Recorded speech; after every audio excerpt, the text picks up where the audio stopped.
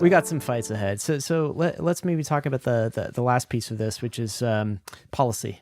So your takes on policy, and you've got an entire section. I think it's like 30 pages or so about policy trends for 2024. And I want to zoom out and get the context, because we're not going to be able to cover all of this. But you say this: I wrote this chapter for people who want an unfiltered perspective about what it will take for crypto to win in the U.S.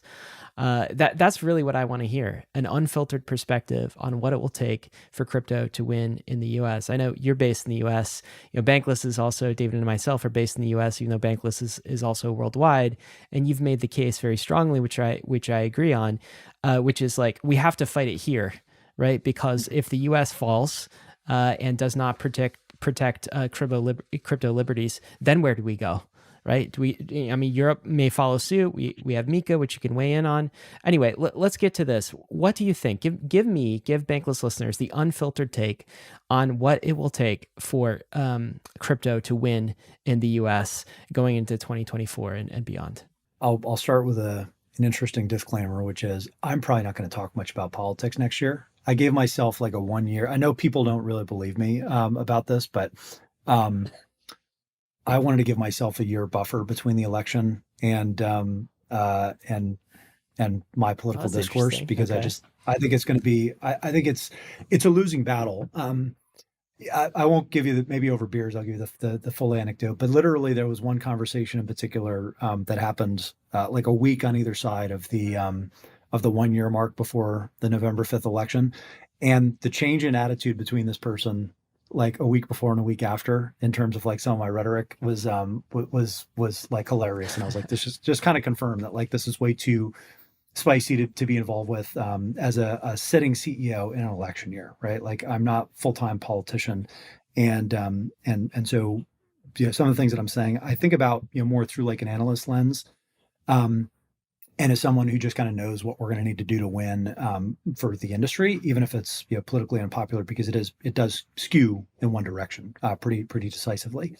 So that's one disclaimer. I'd say we already talked about Elizabeth Warren at length, and I think that's kind of the thrust of where we should maybe dovetail the conversation, because this is actually a good segue from the previous point.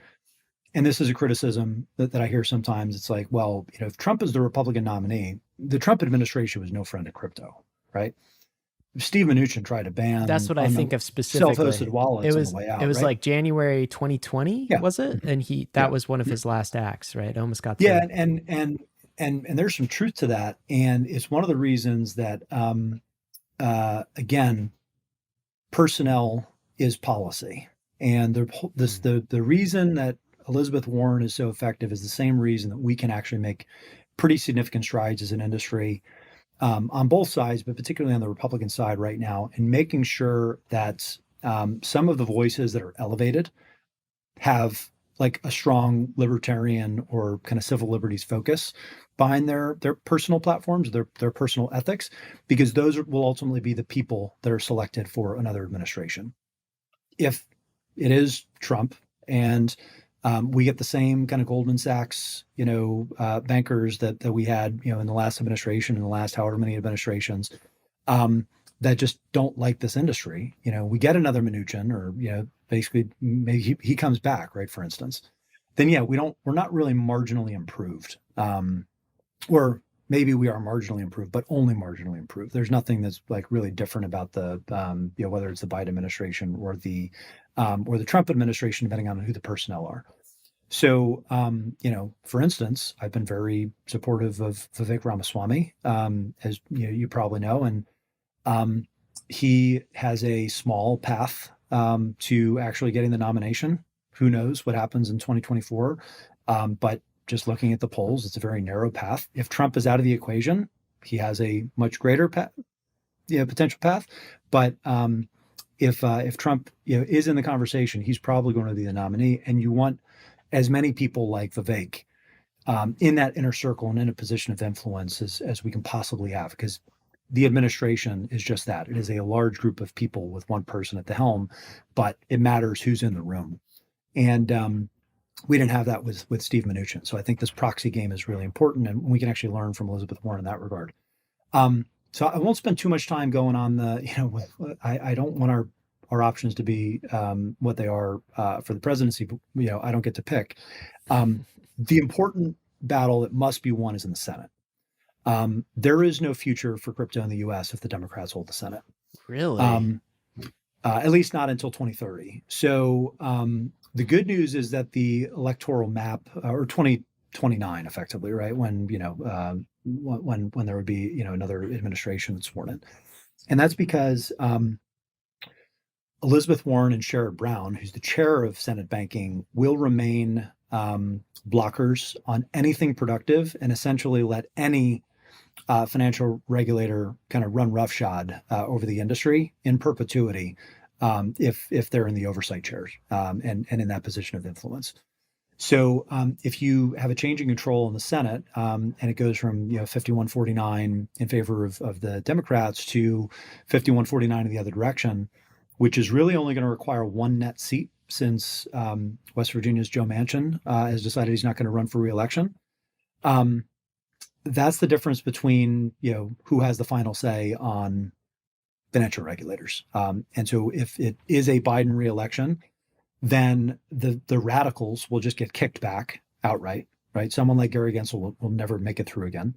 And if it's a Trump administration, you're going to have more of like the Hester Peirce camp or someone like Chris Giancarlo or Brian Brooks, who served in the last administration, that sit in some of these positions of authority. And that is a very material difference for our prospects as an So industry. the So Senate matters, and obviously, presidential matters. Does Congress? but I would say I'd say the Senate is the most important, right? So Okay. we can survive, arguably. I have strong feelings on this personally, but we're not going to have an impact on the presidential election. But I do think that we can survive another Biden administration if the Republicans have the Senate and we have our ducks in a row when it comes to who are some of these nominees for the financial administrators.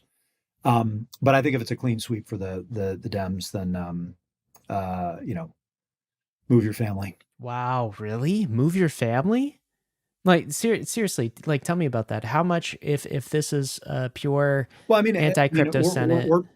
or pick another industry, right? I mean, I'm not going to be doing crypto in the U.S. if it's a clean sweep from the You Democrats. like why? What do you think happens? Like I think it's important I to mean, well, you just need to open your eyes, Ben. I mean, like we're all seeing what's happening. I mean, this hostility is not going to end um, from this party under its current leadership. I mean, but will they've it already get tipped their worse? hand. I mean, it's really bad now, but like is there a world Well, where I they mean, ban well, DeFi front ends and I would self-custody? say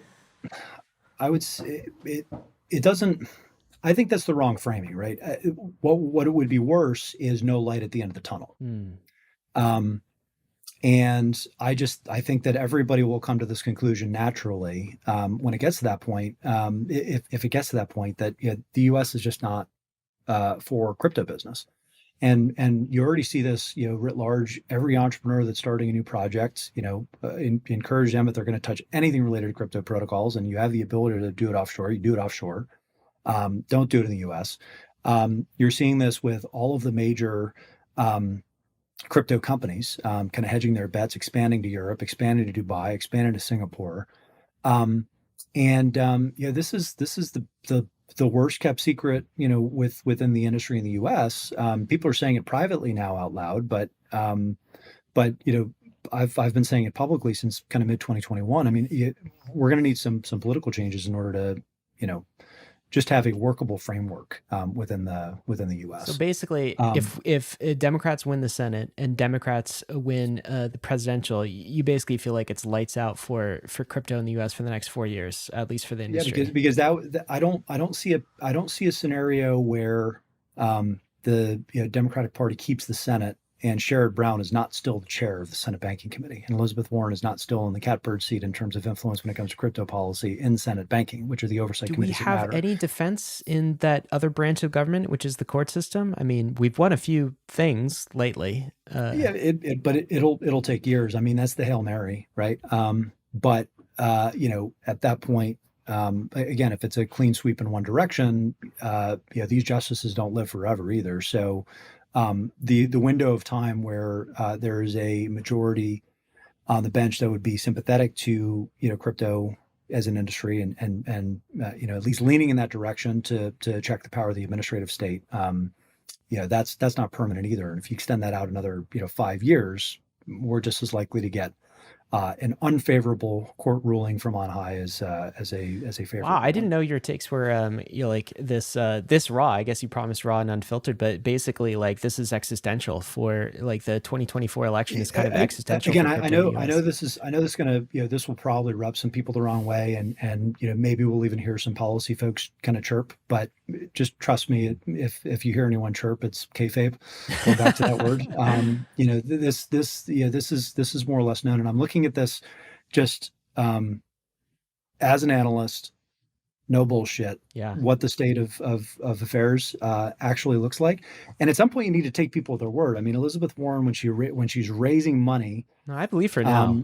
To raise and to recruit an anti-crypto army, and every single story that you hear from kind of leaders on that side of the aisle, in the Senate and basically in the positions of kind of greatest authority, it's all tying us to North Korea and money launderers and tax evasion and blah blah blah. Like it's just a litany what really of scared me, accusations. honestly, Ryan, was when she got Jamie Dimon saying the exact same thing in front of Congress last week, basically just saying, it's criminals. And what is crypto for? I saw all the memes about JP Morgan and Jamie Dimon. I mean, I didn't really think too much of it. I thought the best interpretation was, if you're Jamie Dimon, you've got the in-house team that's working on permissionless blockchains, and if it's a Democratic run Senate, I know why he's playing and White the game. House, then if you're saying the right thing and you're not going to get a nasty gram from Elizabeth Warren, and if it goes the other direction, they're still going to be the net beneficiary because playing both sides. Classic. The rule is JP Morgan always wins. If you enjoyed all of that, then you'll absolutely love the Bankless newsletter. Join over 300,000 fellow readers, all for free. Click below to sign up.